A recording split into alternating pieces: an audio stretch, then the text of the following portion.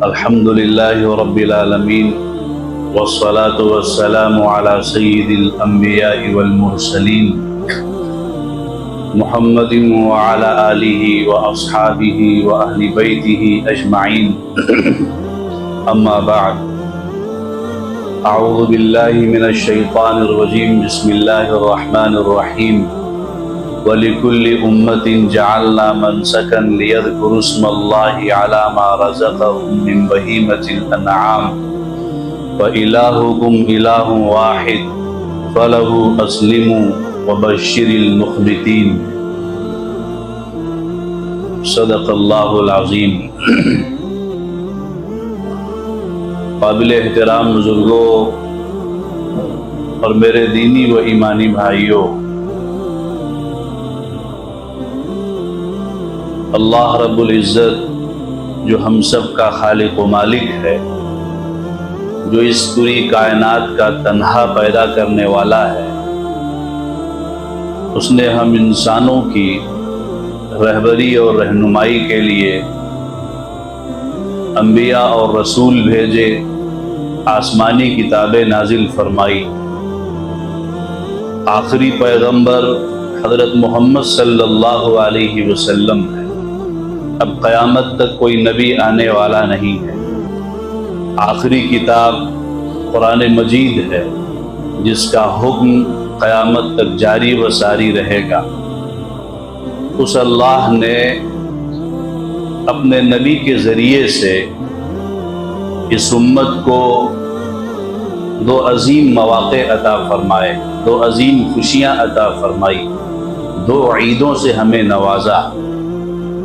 ایک عید الفطر ہے جو ہم رمضان کی تکمیل کے بعد مناتے ہیں، اور ایک یہ عید الاضحیٰ ہے، قربانی کا دن۔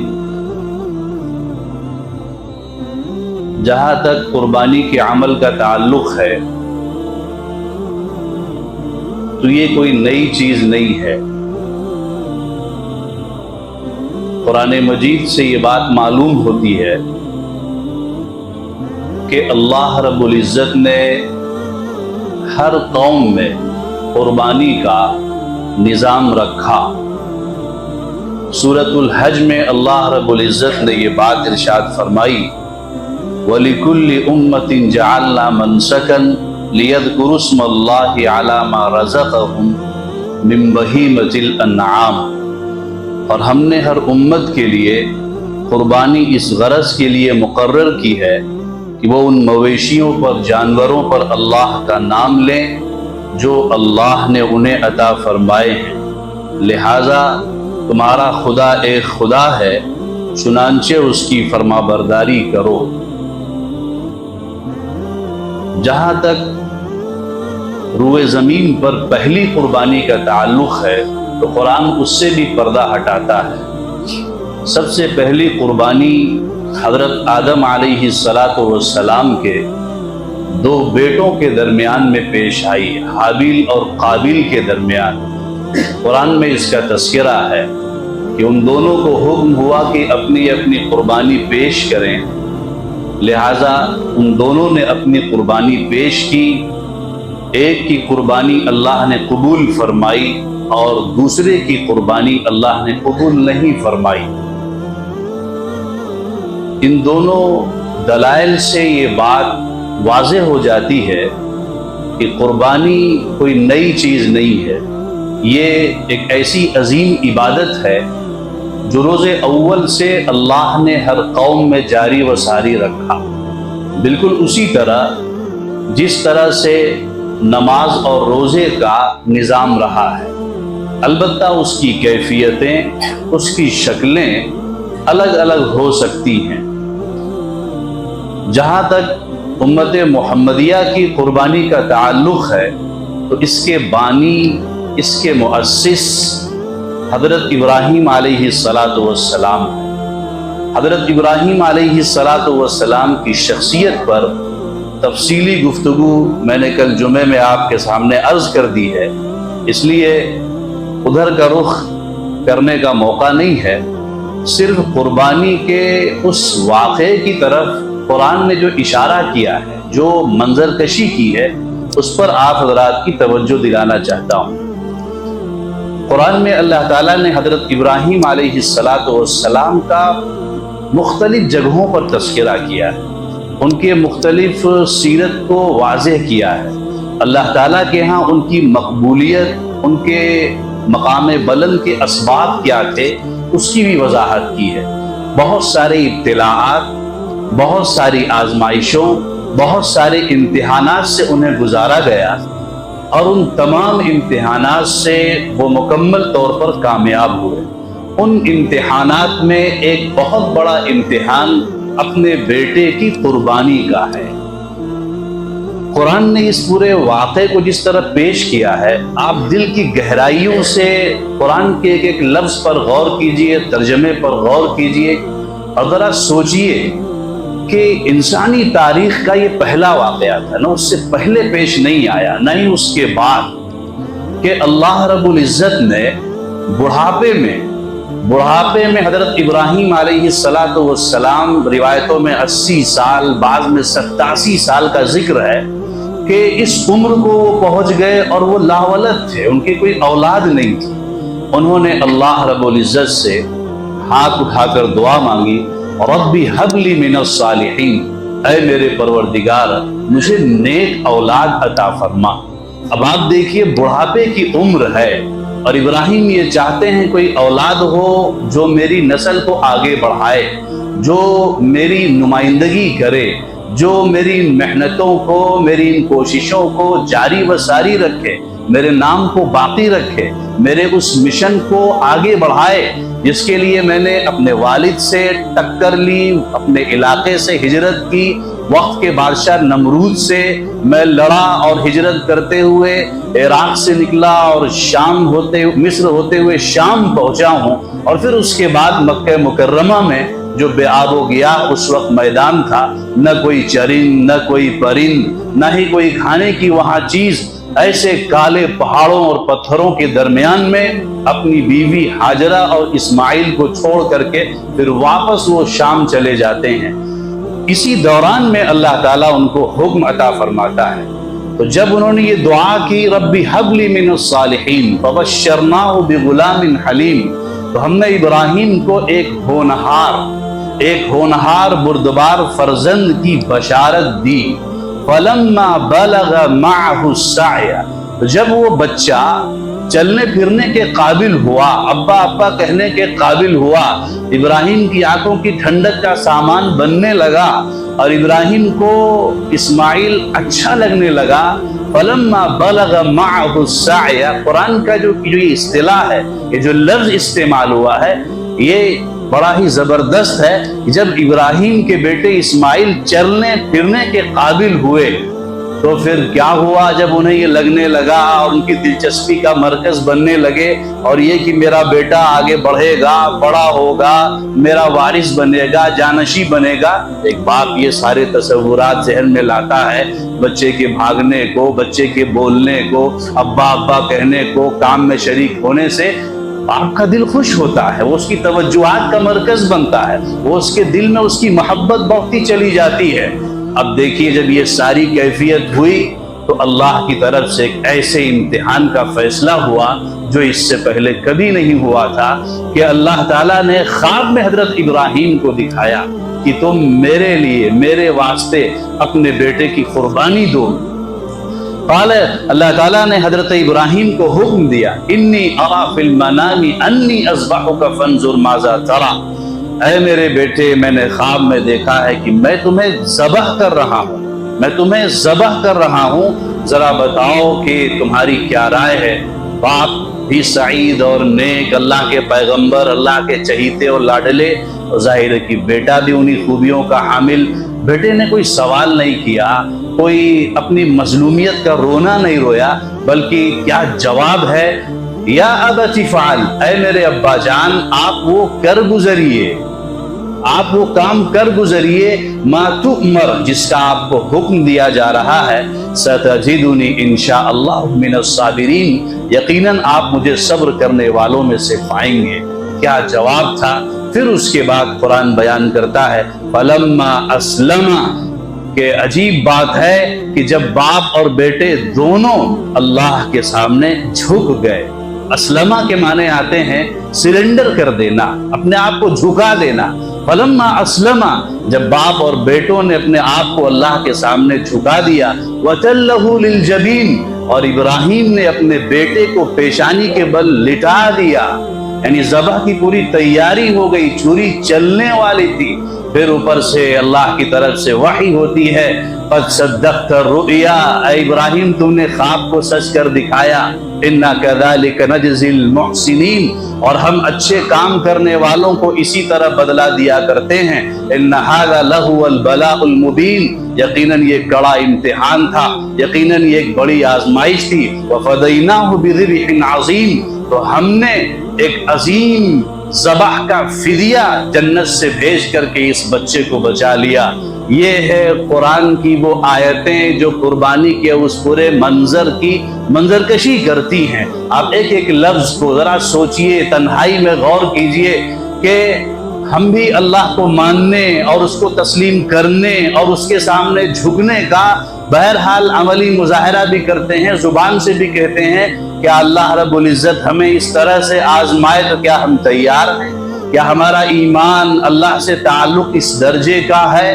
اس طرح کے امتحانات کے لیے ہم تیار ہیں؟ یہ قربانی کا جو فلسفہ ہے، قربانی کا جو عمل ہے، یہ دراصل اس چیز کا گویا کہ اس چیز کو ہر سال یہ سبق تازہ کرایا جاتا ہے کہ ایک بندے کی اپنی کوئی شے نہیں ہے، اللہ کے لیے ہر شے پر اس کی اطاعت مقدم ہے، اس کا جان، اس کا مال، یہاں تک کہ اس کی ہر مرغوب شے۔ ابراہیم کے پاس اس وقت سب سے مرغوب شے کوئی چیز تھی تو وہ ان کے اپنے فرزند اسماعیل تھے۔ وہاں آزمایا گیا اور یہ دیکھا گیا کہ ابراہیم کیا کرتے ہیں۔ حضرت ابراہیم علیہ السلام نے اپنا وہ سرمایہ بھی اللہ کے لیے پیش کر دیا، اور گویا یہ رہتی دنیا تک اللہ کے ماننے والوں، فرما برداروں، اللہ کے نام لیواؤں، اطاعت گزاروں کو یہ پیغام دے گئے کہ اللہ کی اطاعت ایسے ہوتی ہے، اللہ کی فرما برداری ایسے ہوتی ہے۔ پھر اپنی کوئی چیز نہ رہے، کوئی چیز اللہ کے حکم پر ترجیح نہ بنے کہ صاحب ایک طرف حکم الہی ہے، دوسری طرف ہماری ترجیحات ہیں، ہماری مرغوبات ہیں۔ جب دونوں کا ٹکراؤ ہو، پتہ یہ چلے کہ اللہ کا حکم پامال ہو رہا ہے، اللہ کا حکم پسے پشت ڈالا جا رہا ہے۔ تو یہ جو عمل ہے یہ سچے ابراہیم کے نمائندے کا نہیں ہے، ابراہیم سے نسبت رکھنے والے کا نہیں ہے، یہ محمد صلی اللہ علیہ وسلم سے تعلق رکھنے والے کا نہیں ہے، اور مسلمان کے یہ معنی بھی نہیں ہے۔ مسلمان تو کہتے ہی ہیں اس بندے کو، اس شخص کو جو اللہ کے لیے اپنا سب کچھ نچھاور کر دے، قربان کر دے، اسی کے لیے جیے اور اسی کے لیے مرے۔ یہ وہ واقعہ ہے، یہ اس کی روح ہے جسے ہمیں سمجھنا ہے، اور اسی روح اور جذبے کے ساتھ ہمیں قربانی کے عمل کو کرنا ہے۔ جہاں تک اس عمل کے فضائل کا تعلق ہے تو حضرت عائشہ رضی اللہ تعالی عنہا فرماتی ہیں کہ قربانی کے ان 3 دنوں میں، یعنی 10، 11 اور 12 میں، اللہ رب العزت کو بندے کا کوئی بھی عمل جانور کے خون کے بہانے سے زیادہ مقبول نہیں ہے۔ اللہ کو سب سے زیادہ پسندیدہ عمل قربانی کا عمل ہے، یہاں تک کہ یہ جانور جو قربان ہوتا ہے، قربانی کرنے والے کے لیے قیامت کے دن اپنے بال، اپنے کھر اور دیگر تمام چیزوں کے ساتھ آئے گا، اس کے لیے سفارش کرے گا، اور فرمایا گیا کہ اے لوگو خوش دلی کے ساتھ قربانی کیا کرو۔ حضور اکرم صلی اللہ علیہ وسلم کا معاملہ یہ تھا، حدیث میں آتا ہے کہ اقام رسول اللہ صلی اللہ علیہ وسلم بالمدینہ المنورہ 10 سنین یضحی، کہ حضور صلی اللہ علیہ وسلم نے مدینہ منورہ 10 سال آپ نے قیام فرمایا۔ نبوت کے بعد 13 سال مکی دور کے اور 10 سال آپ کے مدنی دور کے ہیں، اور 40 سال نبوت سے پہلے کے ہیں۔ یہ کل 63 سال اللہ نے آپ کو زندگی عطا فرمائی۔ تو مدینہ منورہ کے 10 سال میں آپ نے ہر سال قربانی کی اور اپنی امت کو ترغیب دی، اور آپ نے فرمایا کہ ہر صاحب استطاعت شخص قربانی ضرور کرے۔ صاحب استطاعت شخص کون ہے؟ صاحب استطاعت وہ شخص ہے جس کے پاس 5 اس کی بنیادیں شریعت نے متعین کی ہیں، 5 معیار قائم کیے ہیں۔ جس مسلمان مرد اور عورت کے پاس جو عاقل ہو، بالغ ہو، اور وہ شخص سونا چاندی، اسی طرح نقدی کیش وغیرہ، یا اسی طرح سے تجارت کا سامان اس کے پاس ہو جس کو وہ فروخت کرنے اور بیچنے کے لیے لایا ہو اور اس کے پاس موجود ہو، اسی طرح ضرورت سے زائد سامان۔ ضرورت سے زائد سامان کا مطلب یہ ہے کہ اس کے پاس ایسا سامان ہو جو سال بھر پڑا رہتا ہو، اس کے استعمال میں نہ آتا ہو۔ مثال کے طور پہ اس کے پاس ایک 4 ویلر ہے، وہ کھڑی ہے، وہ 10 لاکھ کی، وہ استعمال نہیں کرتا۔ گھر میں ڈنر سیٹ پڑا ہوا ہے، قیمتی اور چیزیں پڑی ہوئی ہیں، وہ اس کو استعمال نہیں کرتا، پورے سال وہ موجود ہیں، رکھے ہوئے ہیں، تو یہ سب ضرورت سے زائد سامان ہے۔ ان سب میں سے 5 یا 4 یا 2 یا 3 کسی کو بھی ملا کر کے چاندی کا جو نصاب ہے 52.5 تولہ، اگر وہ پورا ہو رہا ہے تو اس پر قربانی واجب ہے۔ اس پر سال گزرنا بھی شرط نہیں ہے۔ اگر ایک شخص قربانی کے تیسرے دن، آج پہلا دن ہے، کل دوسرا دن ہوگا اور انشاءاللہ پرسوں تیسرا دن ہوگا، اگر کوئی شخص پہلے دن صاحب حیثیت نہیں ہے، دوسرے دن صاحب استطاعت نہیں ہے، لیکن تیسرے دن کہیں سے اس کے پاس اتنی رقم یا اتنا مال آ جائے کہ وہ صاحب نصاب بن جاتا ہے، تو اس پر قربانی واجب ہے، اسے کرنا ہے۔ اور نہ کرنے پر اللہ کے رسول صلی اللہ علیہ وسلم کی سخت ترین جو ہے وعید ہے، اور وہ وعید یہ ہے کہ من لہ ساعۃ فلم یضحی فلا یقربن مصلانا، کہ جس شخص کے پاس استطاعت تھی اور وہ استطاعت کے باوجود قربانی اس نے نہیں کیا، وہ ہماری عیدگاہ کے قریب بھی نہ پھٹکے۔ اس لیے میرے محترم بھائیوں، بزرگوں، دوستوں، یہ خالص ایک عبادت ہے۔ اس کو عبادت کے نظریے سے، عبادت کے فکر سے، عبادت کے جذبے سے، عبادت کی سوچ کے ساتھ انجام دینا چاہیے، کیونکہ اگر اس میں نیت کا کھوٹ ہے، یاد رکھیے قربانی کے عمل کی قبولیت کے لیے علماء نے 3 شرطیں لکھی ہیں۔ قربانی کرنے والا سب سے پہلے صاحب ایمان ہو، ایمان نہیں ہے تو قربانی کی اللہ کے ہاں کوئی حیثیت نہیں ہے۔ دوسرے شریعت کے مطابق ہو، اور تیسری شرط یہی رکھی ہے وہ اخلاص کے ساتھ ہو، اللہ کی رضا مقصود ہو، اس کے علاوہ کوئی اور چیز اس کے مد نظر نہ ہو۔ اور قرآن بھی اسی بات کی طرف اشارہ کرتا ہے، لَن يَنَالَ اللَّهَ لُحُومُهَا وَلَا دِمَاؤُهَا وَلَكِنْ يَنَالُهُ التَّقْوَى مِنْكُمْ، کہ اللہ کو تمہارے جانوروں کا گوشت اور خون نہیں پہنچتا، بلکہ اس عمل کے وقت تمہارا جذبہ کیا ہے، تمہاری سوچ کیا ہے، تمہاری نیت کیا ہے، تمہارے دل کے اندر کی کیفیت کیا ہے، وہ تقوی جو ہے وہ اللہ تک پہنچتا ہے۔ تو قربانی کو ہم اپنے عبادت کے تصور کے ساتھ اس طرح سے انجام دیں کہ اس کے علاوہ کوئی اور سوچ نہ ہو، کیونکہ جب عبادت کا تصور ہٹ جاتا ہے تو پھر وہ عمل بوجھ لگنے لگتا ہے، گرانی ہوتی ہے، اس کو کرنے میں وہ مزہ نہیں آتا ہے۔ لیکن جب عبادت کا تصور ہو، اللہ کی رضا مقصود ہو، تو پھر اس عمل میں ایک خاص لذت ملتی ہے۔ تو جو بھی ہم میں سے صاحب وسعت ہو، اس پر یہ لازم ہے کہ ان دنوں میں قربانی کے اپنے عمل کو انجام دے اور خوشدلی کے ساتھ اس کام کو انجام دے۔ اور شریعت نے جو گائیڈ لائن جاری کی ہے کہ وہ کس طرح سے جانور کو قربان کیا جائے، یعنی چھری تیز ہو، پاکی صفائی کا اہتمام ہو، کسی دوسرے کی ایذا کا سبب نہ بنے، کسی دوسرے کی پریشانی اور تکلیف کا ذریعہ نہ بنے، ان ساری گائیڈ لائن کو سامنے رکھ کے ہمیں انجام دینا ہے۔ یہ بڑی شکایت آتی ہے گلیوں میں، محلوں میں گندگی یوں ہی پھینک دی جاتی ہے، یاد رکھیے یہ عمل اچھا نہیں ہے۔ حضور اکرم صلی اللہ علیہ وسلم نے ہمیں ہر چیز کی تعلیم دی ہے۔ ہمارے اس عمل سے غیروں کو پھر اشکالات کے مواقع ملتے ہیں، وہ طنز کرتے ہیں۔ ظاہر ہے کہ ہم امت محمدیہ ہیں، حضور کے ماننے والے ہیں، ہمارے کسی عمل سے حضور اکرم صلی اللہ علیہ وسلم کو اذیت پہنچے یہ ایک مسلمان کبھی برداشت نہیں کر سکتا۔ اس لیے ہمیں ان تمام چیزوں کو بھی سامنے رکھنا ہے۔ اسی طرح میں نے دوسری بات کہی کہ شریعت کے مطابق ہو، تو ہم مسائل کو بھی معلوم کریں، قربانی کے مسائل کیا ہیں۔ ہم اس معاملے میں بہت کوتاہ ہیں، بہت ساری گڑبڑیاں اس طرح سے ہوتی ہیں، لوگ ان مسائل سے واقف نہ ہونے کی وجہ سے جو بھی آتا ہے کر کے گزر جاتے ہیں، یاد رکھیے یہ عبادت ہے، یہ کوئی وقت گزاری نہیں ہے۔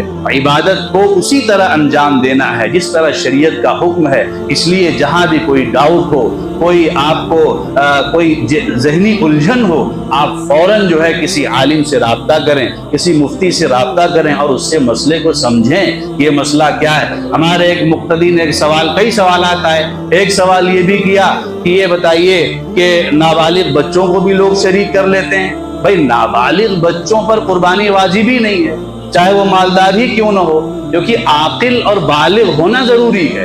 بالغ نہیں ہے تو شریعت کا حکم متوجہ نہیں ہے۔ ایک بچے کے پاس کروڑوں روپے ہیں، وہ بالغ نہیں ہے، زکوٰۃ فرض نہیں ہے، اسی طرح قربانی بھی اس پر واجب نہیں ہے۔ بالغ ہونا ضروری ہے۔ ہاں اگر اپنی طرف سے والد کوئی کرتا ہے تو وہ نفلی قربانی ہوگی، اس کو اجر اور ثواب ملے گا۔ اسی طرح خواتین اکثر و بیشتر ان کے پاس گولڈ ہوتا ہے اور چیزیں ہوتی ہیں ایسی جس سے وہ صاحب نصاب ہوتی ہیں، لیکن بڑی کوتاہی پائی جاتی ہے۔ شوہروں کی یہ اخلاقی ذمہ داری ہے کہ وہ ان کو متوجہ کریں اور ان کو یاد دلائیں، ان کو فکر مند بنائیں کہ بھائی آپ کی طرف سے بھی قربانی ہے، آپ کو بھی اس عمل کو کرنا چاہیے، اور وہ اس کی خود فکر کریں۔ تو بہرحال یہ بڑا ہی مبارک موقع ہے، اللہ رب العزت نے ہمیں پھر یہ عطا فرمایا ہے، اور گویا کہ ایک عظیم اس واقعے کی یاد دلاتا ہے، ایک ہمیں سبق دیتا ہے کہ ہم اپنی زندگی میں کن چیزوں کو سب سے مقدم رکھیں، کیا وہ چیزیں ہیں جو سب سے اوپر ہوں۔ ظاہر ہے کہ وہ اللہ کی محبت اور اس کا حکم ہے، یہی پوری زندگی کا خلاصہ ہے۔ اللہ کے رسول صلی اللہ علیہ وسلم کو قرآن کے ذریعے یہ حکم دیا گیا کہ آپ کہہ دیجئے قل ان صلاتي ونسكي ومحياي ومماتي للہ رب العالمین، کہ بے شک میری نماز، میری قربانی، میری نماز، میری یہ قربانی، میرا جینا اور مرنا، یہ سب رب العالمین کے لیے ہے۔ رب کے علاوہ ایک بندہ مومن کا کوئی بھی قدم کسی اور رخ کی طرف نہیں اٹھتا، اس کا ہر عمل، اس کا ہر قدم، اس کی ہر کوشش اللہ رب العزت کے لیے اٹھتی ہے۔ یہی اس کے گویا کی قربانی کا فلسفہ ہے، قربانی کا سبق ہے کہ ہم اپنے جذبات، اپنے مرغوبات اور اپنی تمام تر چیزوں کو جو ہمیں پسندیدہ ہیں، چاہے وہ مال کی شکل میں ہو، جان کی شکل میں ہو، اولاد کی شکل میں ہو، بیوی بچوں کی شکل میں ہو، گھر بار کی شکل میں ہو، ہر چیز کو ہم اللہ کے لیے قربان کرنے کے لیے ہمیشہ تیار رہیں۔ حکم الہی ہر چیز پر مقدم ہو۔ اگر اس موقع سے یہ سبق ہم نے حاصل کر لیا تو اس کے دو فائدے ہیں۔ ایک تو یہ کہ قربانی کی روح کو ہم نے سمجھ لیا، اور دوسرا فائدہ یہ ہے کہ پھر زندگی سے مقابلہ کرنا، امتحانات میں جماؤ پیدا کرنا اور آزمائشوں سے بخیر و عافیت گزرنا آسان ہو جاتا ہے، کیونکہ یہی وہ چیزیں ہیں، مال کی محبت، اولاد کی محبت، دنیا کی محبت، جو ہمیں حکم الہی سے دور کرتی ہے اور شریعت کے احکامات سے ہمیں دور لے جاتی ہے۔ اور جب یہ چیزیں نیچے ہو جائیں، اللہ کا حکم اوپر ہو جائے، تو پھر یہ سب چیزیں دب جاتی ہیں۔ اللہ تعالیٰ کا حکم سربلند رہتا ہے، اور جسے یہ ملکہ حاصل ہو جائے، اس نے گویا اس زندگی کی جنگ کو جیت لیا، اور دنیا ہی میں وہ اللہ کو راضی کرنے والا بن جاتا ہے۔ اللہ رب العزت ہمیں اس موقع پر اپنی قربانیوں کو سچے خلوص کے ساتھ اور جذبے کے ساتھ انجام دینے کی توفیق عطا فرمائے۔ آمین وآخر دعوانا ان الحمد للہ رب العالمین۔